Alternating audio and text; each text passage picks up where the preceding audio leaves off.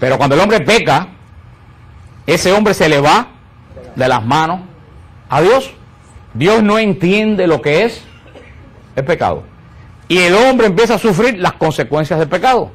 Porque ¿qué le prometió el demonio? Villas y Castilla. Vas a ser como Dios, no te vas a morir nunca. Y cuando el hombre pecó, ¿qué se dio cuenta? Que no tenía nada, que estaba desnudo, que todo lo que tenía venía de Dios y lo había perdido.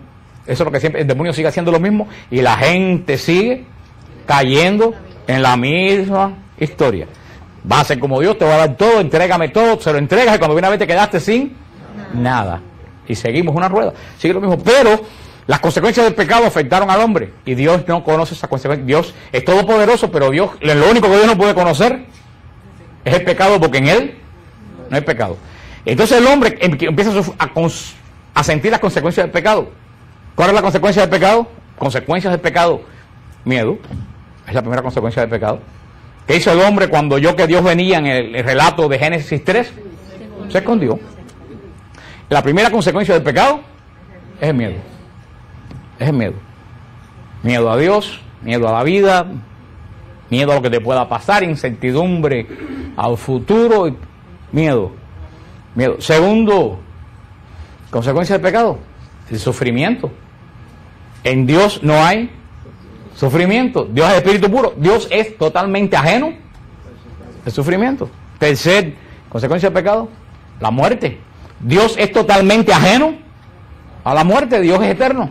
Por eso, ese hombre que empezó a caminar después del pecado, para Dios, ¿qué cosa era? Un extraño. Un extraño. ¿Ustedes entienden eso?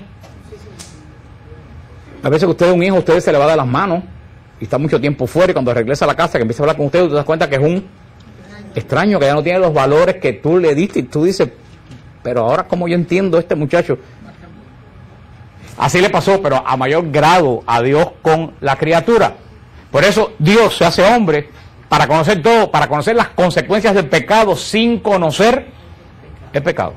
Por eso Dios se hace hombre. Dios viene a conocer, Cristo viene a conocer que es el sufrimiento. Dios nunca había sufrido. Por eso yo siempre lo digo cuando llegamos a la cueva de Belén. Estas paredes de esta cueva han oído lo que nunca nadie en el mundo dio, a Dios llorar.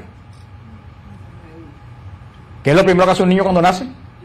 Llora. Primera vez en la historia de la creación que Dios lloraba en Belén. Jesús entra al mundo conociendo qué cosa es. ¿Por qué llora el niño? Porque lo sacan de un ambiente protegido a un ambiente totalmente extraño. Miedo.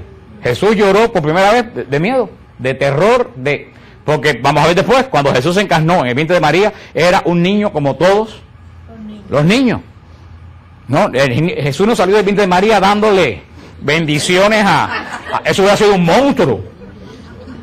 A los niños Jesús lo pone bendiciendo para decir que es Dios, pero Jesús no nació bendiciendo. Jesús nació como todos los bebés. Como todos los bebés.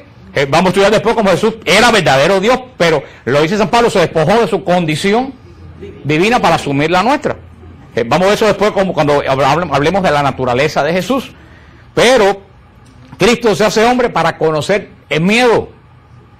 Cuando el hombre le decía a Dios en Israel, David le decía, tengo miedo cuando perdió el reino.